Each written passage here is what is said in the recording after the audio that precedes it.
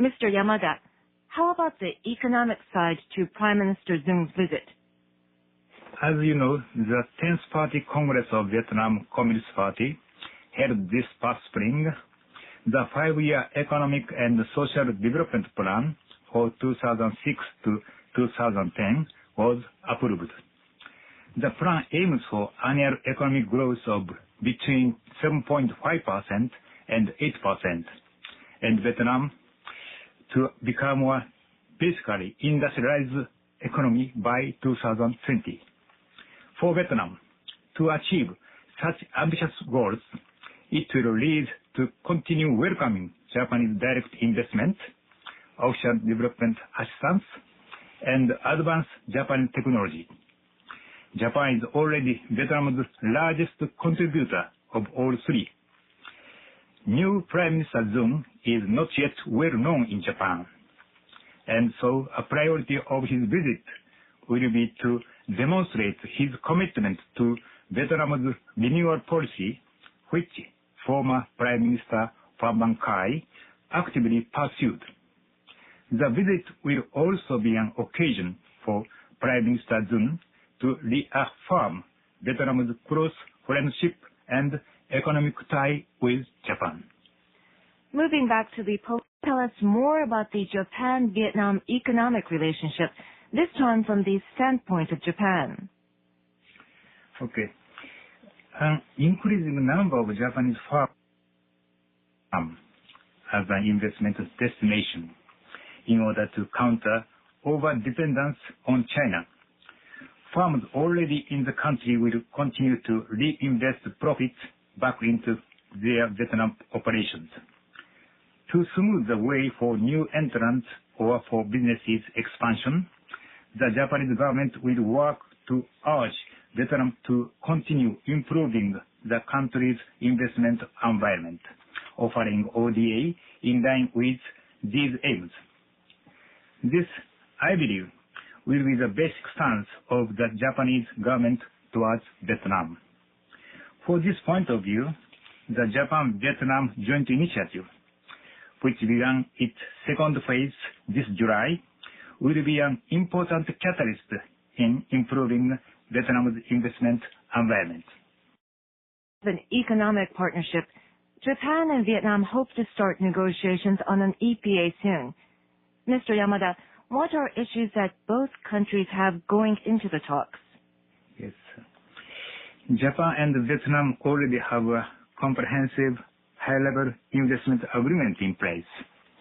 Also, bilateral talks held in connection with Vietnam's accession to the WTO, the Vietnamese government agreed to reduce tariff rates with Japan.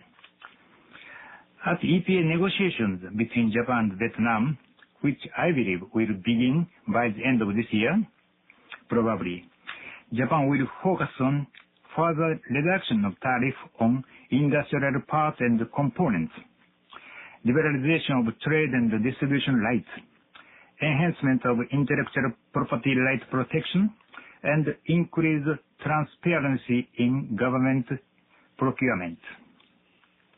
I don't have detailed information on what Vietnam side will seek, but I can imagine they will increase imports of tropical agricultural products into Japan. Also, by the end of this year, Vietnam hopes to join the WTO.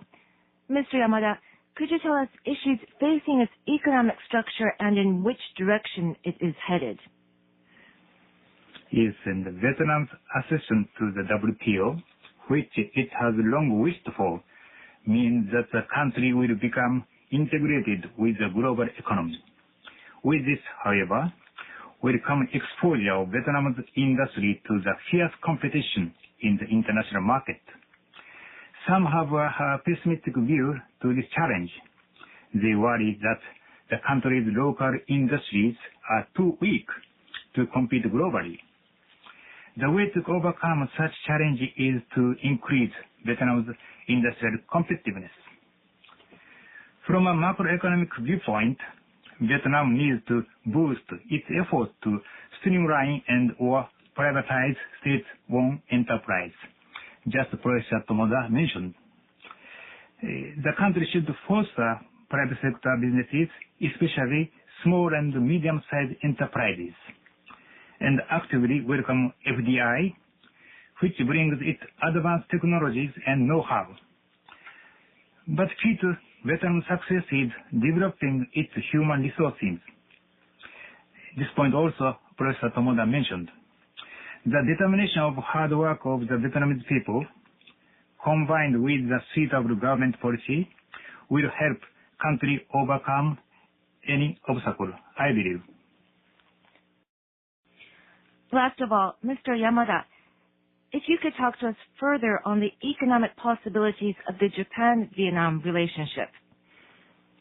Okay.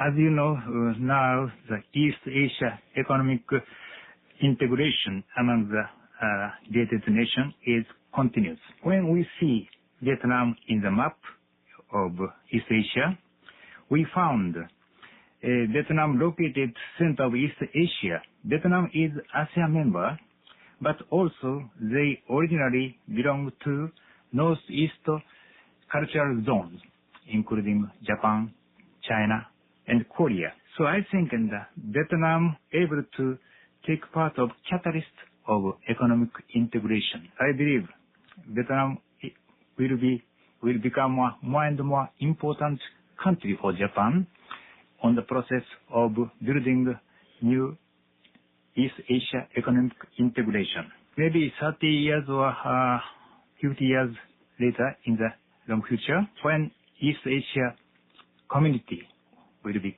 completed, Hanoi, the capital of Vietnam, may become a capital of East Asia community. This is my prediction. Mr. Tomoda, Mr. Yamada, thank you for your comment.